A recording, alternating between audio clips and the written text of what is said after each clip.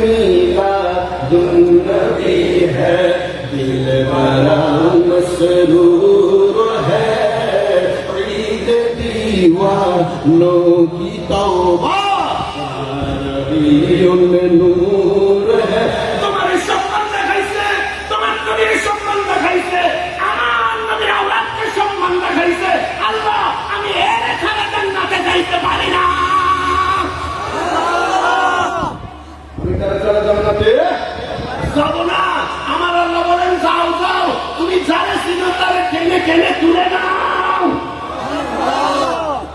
তুলে নেওয়ার ইচ্ছা আছে কিনা? তোলা ওঠার ইচ্ছা আছে কি নাই? যদি ইচ্ছা থাকে গোসে ভান্ডারের দামানকে মজবুত ভাবে ধরে রাখবে। যে যাই বলুক না কেন, কারো কথায় কান দেওয়ার দরকার নাই। আমার ঈমান কেউ নয়, আমার ঈমানের নাম কোরআন, আমার ইসলামের নাম কোরআন, আমার ঈমানের নাম হাদিস, আমার ইসলামের নাম হাদিস।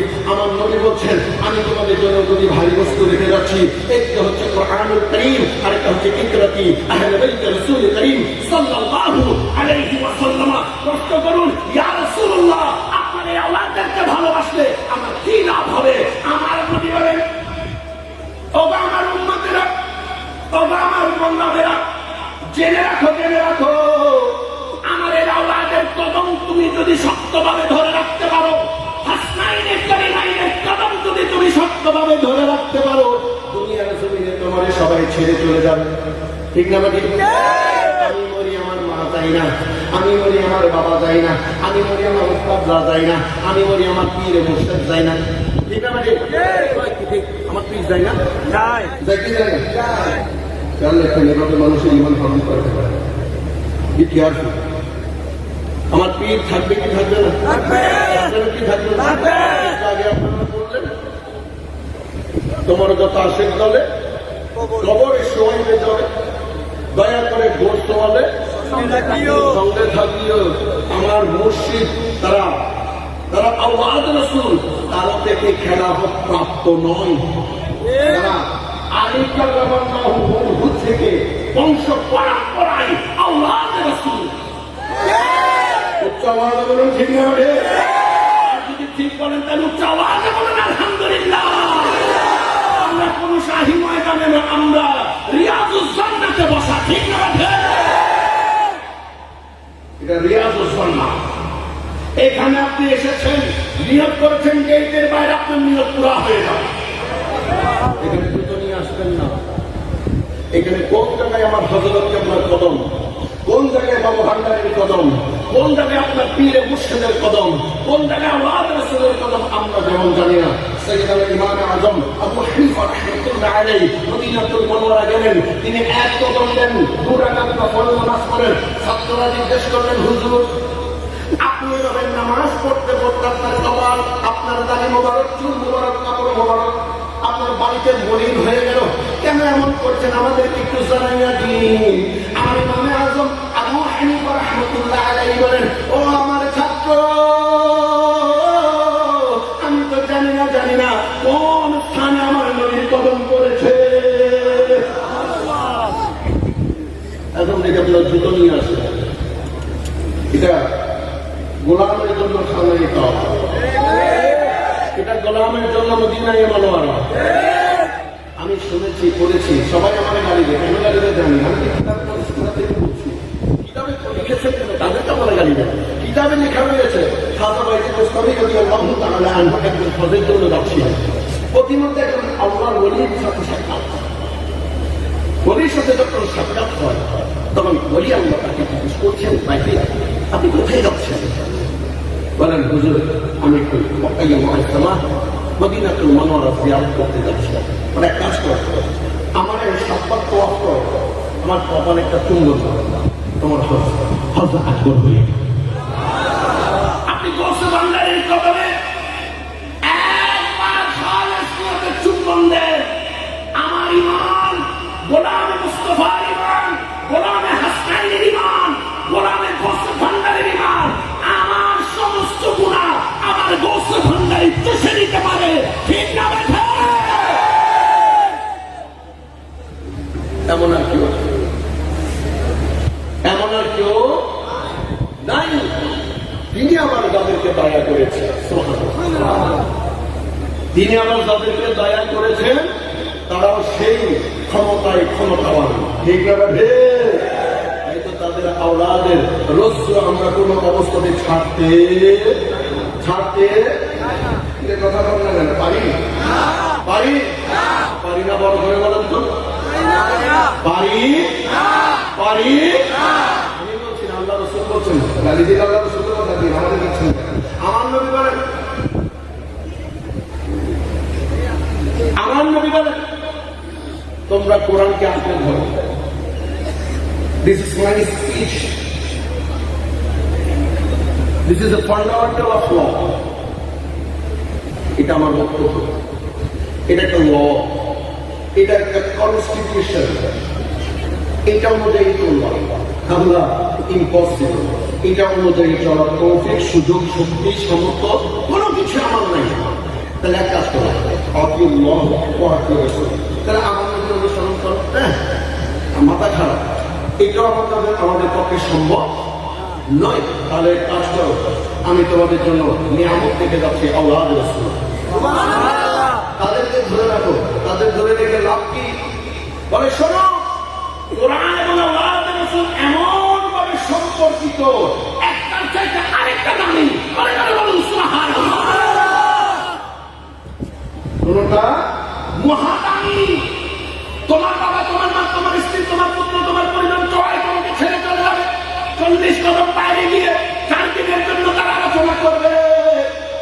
কিন্তু আমার আওলাদের রাসূল, আমার হাসনাইনের গোলামের, আমার হাসনাইনের আওলাদেরা তোমাদেরকে ছেড়ে যাবে না।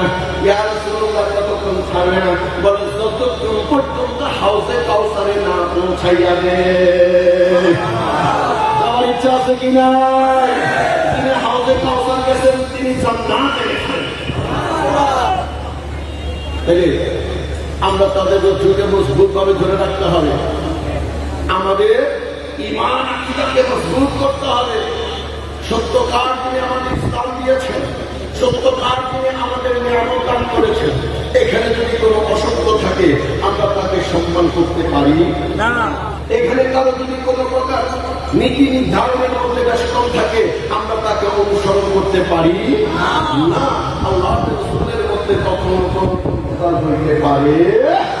তাই আল্লাহর রাসূলগণকে দেখা মানি মক্কায়ে মুআজ্জামা দেখা, আল্লাহর রাসূলকে দেখা মানি মদিনাতুল মুনাওয়ারা দেখা, আর মক্কায়ে মদিনা দুটোটা দেখা মানে হযরত কিবলা আলম বাবা ভান্ডারী কিবলা আলম আপনাকে বুকে তুলে নেওয়া, আর আমার হযরত কিবলা দয় বুকে তুলে নেওয়া মানে কাল কিয়ামতের ময়দানে আমার নূহ আলাইহিস সালাতু ওয়াস সালামের কিস্তি দ্বারা যেমন আমরা দুনিয়াতে এসেছি, হাসনাইনের পরিমাণের কিস্তি দ্বারা, কোসে ভান্ডারের কিস্তি দ্বারা আল্লাহ পর্যন্ত পৌঁছে যাওয়ার দায়িত্ব আল্লাহর রাসূলের।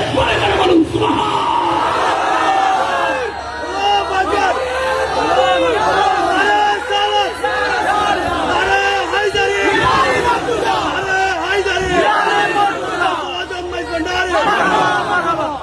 সম্মানিত হাজির, এটা যেন মাহফিল হয়। সব ঈদে মিলাদুন্নবী একরকম, আজকের এই ঈদে মিলাদুন্নবী সম্পূর্ণ ভিন্ন। প্রত্যেক ঈদে মিলাদুন্নবী একরকম, আর আজকের এই ঈদে মিলাদুন্নবীর মধ্যে রয়েছে নবী মুস্তাফা সাল্লাল্লাহু আলাইহি ওয়াসাল্লামের নজর, হাসনাইন কারিমাইনের নজর, হযরত কিবলা আলমের নজর, হযরত কোসে ভান্ডারীর নজর। এমনকি তাদের যখন নজর এখানে পড়ে যায়, तमाम খোলাফায়ে রাশিদিন, तमाম বিশ্বের ওলি আল্লাহগণের নজর এখানে রয়েছে। আজ দোস্তে পাক খুশি, খাজা গরিবের নামাজ খুশি, আমার আওলাদের ঘরে আমার জিকির চলছে, আমার আওলাদের ঘরে আমার জিকির চলছে। তাই সম্মানিত হাজির, পরিশেষে একখানা কথা বলে যাবে, আমরা কেউ কারো বিরুদ্ধে নই। আমরা যখন কোরআন হাদিস দ্বারা আলোচনা করি, কোরআন হাদিস দ্বারা রিচার্জ করে দিই, আমরা আমাদের আকাবেরদের কথা যখন আমরা কোনো কিতাবে পাই, সেই কিতাবের কথা বলাটা যদি গভীরা গুনাহ হয়, তাহলে কিতাবগুলো জ্বালিয়ে পুড়িয়ে ছাড়খাড় করে দেওয়া প্রত্যেকের জন্য ঈমানই দায়ী। আমরা কিতাবের মধ্যে কিতাবের মধ্যে অসুন্দর কথা তারা লিখে গেছে। বিভিন্ন আকাবের যাদেরকে আমরা অনুসরণ করি তারা বিভিন্ন কথা লিখে গেছে। এখন সেই কথাগুলো আমরা পড়ছি, আপনারা বাংলায় করে দিয়েছেন, আমরা তারা যদি জানি না, আমি পড়তেও জানি না। এখন আমরা যখন বাংলায় করছি তখন আমাদের মধ্যে একটা চিন্তা ঢুকে যায়, হাই আফসোস, ইনি একজন অসুন্দর মানুষ, ইনাকে কিভাবে আমরা অনুসরণ করতে পারি, ইনি কিভাবে আমাদের ইমাম হতে পারে। ঠিক এই ধরনের চিন্তা আসে কি আসে না? আসে কি আসে না? ওই চিন্তাটা এসে যায়, একদিন দুই দিন এটা অন্তরে ধারণ করা যায়, হঠাৎ করে একদিন সেটা মুখ ফসকে বের হয়ে যায়। একটা গল্প বলে আপনাদের কাছ থেকে বিদায় নিব, আমার টাইম শেষ।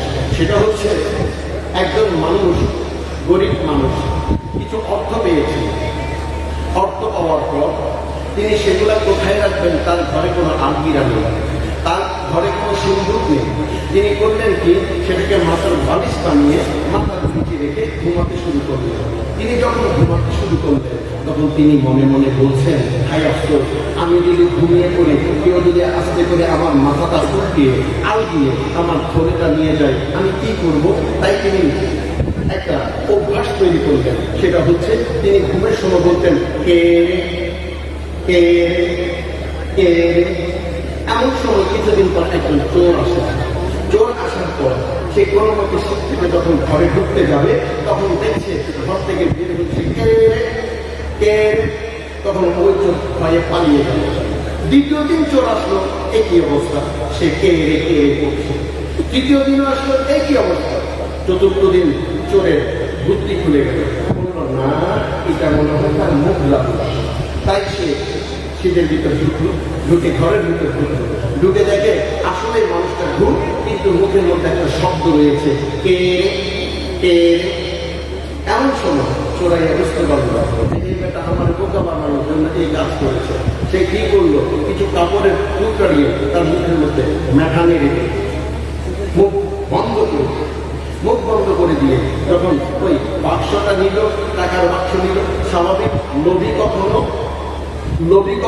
অনুসরণীয় হতে পারে, হিংসুক কখনো অনুসরণীয় হতে পারে, কাজ্জাব কখনো অনুসরণীয় হতে পারে, মুনাফিক কখনো অনুসরণীয় হতে পারে। এই চোরাইয়া সবসময় লোভী থাকে। সে বলল, এই ঘুম এখন মুখবন্ধ, আমি টাকার ঘাটতি পেয়েছি, আরো কিছু আছে কিনা দেখি। তাই সে আরো কিছু নিয়ে যখন সে গিয়ে আবার বের হতে যাবে, ওই বেকার যিনি ঘুমিয়ে আছেন তিনি ওই মুখের মধ্যে কাপড় থাকা সত্ত্বেও ভিতরে ভিতরে শুরু করেছে কে রে কে রে কে রে। এই শব্দটা এত বেশি স্পিড হয়ে গেল, হঠাৎ করে মুখ থেকে কাপড়টা পড়ে যাওয়ার সঙ্গে সঙ্গে সে বেকার মুখ থেকে বের হলো। যখন করে বের হলো, ওই চোরাইয়া ভয়ে সব কিছু রেখে পালিয়ে গেল। কি হাতে সত্য বেশি দিন গোপন থাকে না, একদিন একদিন জয়ী হবে, একদিন জয়ী হবে। আপনার দল ভারী, আপনি যা ইচ্ছা তাই বলছেন, এমন একদিন সময় আসবে আপনার দল কমে যাবে, গোসের ভান্ডারের দল বেড়ে যাবে।